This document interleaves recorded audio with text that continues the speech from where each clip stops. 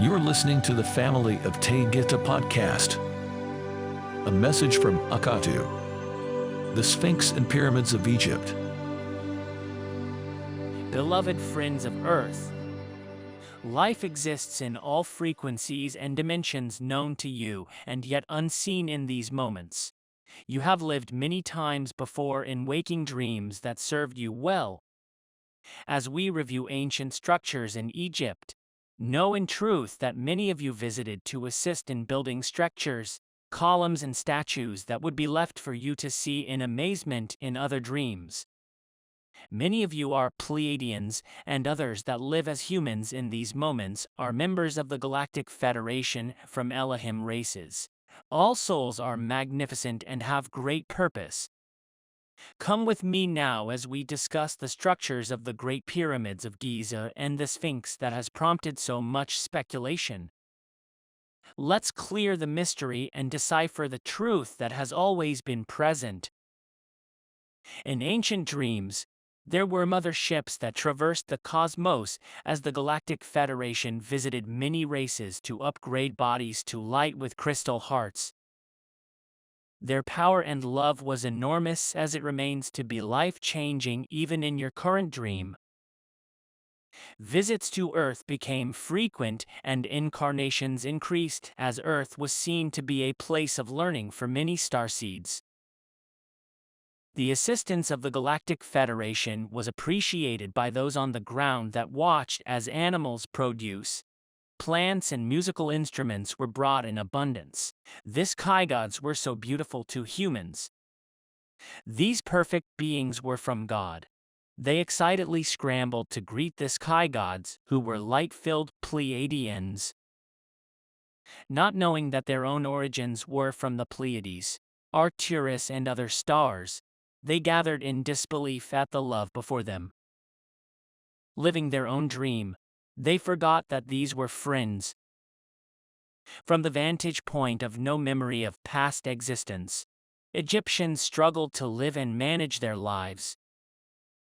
This improved over millennia, but for our communication we will return to a time that predates Earth's known history with valid information. There were primitive areas and scarce commodities when the Sphinx was constructed in 6000 BC by visitors from the sky. Indeed, we arrived in great numbers. The times were barbaric as people were killed by those they knew well.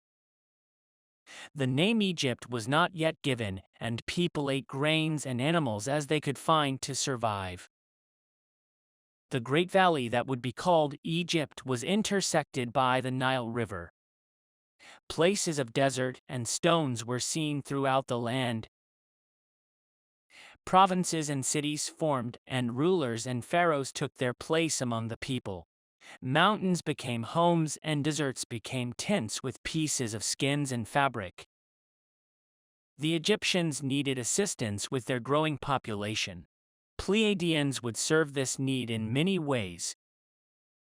A Pleiadian elder called Bashida Kahizimo of Selayano made the decision with his status as commander of the Galactic Federation of his star to enter the domain of Egypt.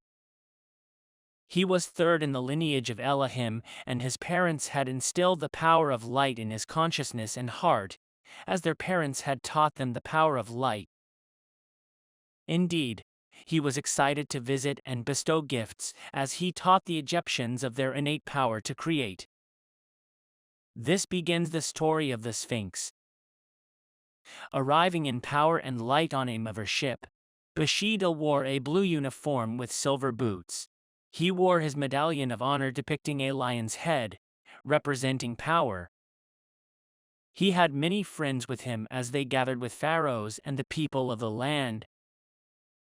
Over many years they brought more supplies and did their best to assist those in Egypt with art and structures of dwelling. When the time came to leave the area, a decision was made to build a structure that would remain on Earth for everyone to enjoy. There would also be a great purpose for Egyptians, as ceremonies and celebrations would be focused here as a place to gather. The lower chambers would be exquisite and ornate carvings would lead to areas of burial. This massive structure would be known as the Sphinx. There were many smaller sphinxes throughout the land that depicted rulers and pharaohs, but this one would be different, as it would represent Elder Bashida in all his power and light. The structure was carved and fashioned by Pleiadians to represent the power of a lion that Bashida enjoyed. The structure was beautiful and magnificent to all who looked on in amazement. The gift was complete and it was time for Pleiadians to return home. They promised to return to build more structures, and we did return to build areas of opulent majesty. The next visit was enacted as promised when Elder Bashida returned on his mission of light. Egyptians of valor and power gathered with the common people of this time. Pharaohs had met in chambers with anticipation of the arrival of mother ships. The arrival did not disappoint and spirits were high. This mission was planned to construct areas of height and depth to serve those living and those to be buried. In addition, there would be chambers of gold beneath tunnels where only those with permission could enter. The Great Pyramids of Giza were easily formed with the power and light of the Galactic Federation. The year was 2550 BC, and the sky was blue as friends gathered to complete the 3 pyramids. They descended into the depths beneath the structures to complete areas that would remain useful in their further visits. There is a chamber of harmonics where tones, colors, and frequencies align to guide incoming crafts as well as communication on home stars. Many races would come to rely on the communication as they entered the area for thousands of years. An area beneath all that was known to any man is a chamber for meetings by the light forces. In this moment of now there are meetings held with Pleiadians and those of the light that gather. Elder Bashida enjoys the area and walks among the people that do not know his identity. His long white hair is presented as long and black. He chooses this to walk freely and enter areas of privacy. He remembers the early visits and is pleased at the progress of Egypt. His friends of the ancient realms have returned to origin. Some of them fly with him now as members of his team.